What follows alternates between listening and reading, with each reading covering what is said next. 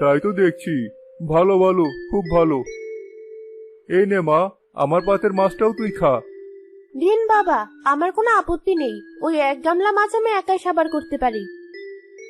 রান্নাঘরের দরজা বন্ধ করতে গিয়ে জানালার ফাঁক দিয়ে দেখে শাকচুন্নি তার আসল রূপে রান্নাঘরের হাড়ি থেকে মাছ বের করে খাচ্ছে।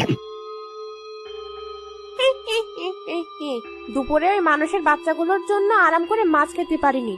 খুব তককে তককে ছিলাম। বুড়ো বুড়িগুলো সব ঘরে যেতেই এখানে এসেছি। সব সাবার করে দোষ দেব বিড়ালের ঘাড়ে। ওরে বাবা, এ আমি কি দেখছি! না না, এখনই কাউকে ডাকতে হবে।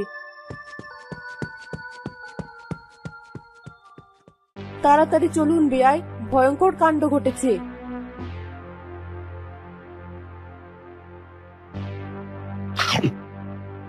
ওরে বাবা, শাকচুন্নি! হ্যাঁ বেয়ান, এবার বুঝতে পারছি এতদিন এত সব আজব কাণ্ড কেন ঘটেছে। বৌমার ভেতরেই ওই শাকচুন্নি থাকে। ঘরে চলুন। ঘরে ফিরে রোকেয়া সব খুলে বলে।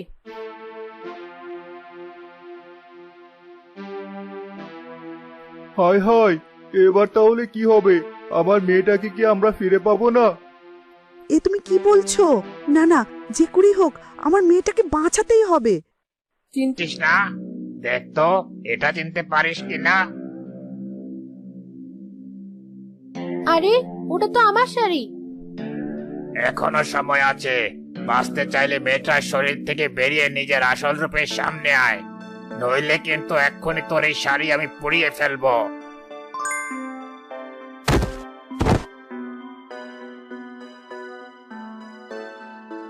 না না, শাড়ি পরিও না। তার বদলে তোমরা যা চাও তাই দেব। দয়া করে আমাকে পরিও না। ওই শাড়ি পুড়ে গেলে আমিও যে ভস্ম হয়ে যাব। শয়তান শাকচুন্নি, বাঁচতে চাইলে এক্ষুনি ওই মেয়ে জ্ঞান ফেরা। আচ্ছা, তাই করছি, তবু আমায় পরিও না।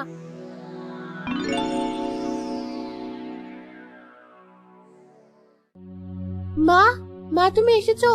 বাবা, আমি জানতাম একদিন না একদিন তোমরা আমাকে বাঁচাবেই। আয় মা, আমাদের কাছে আয়। আমি তো ওকে ছেড়ে দিয়েছি, এবার দয়া করে আমায় ছেড়ে দাও।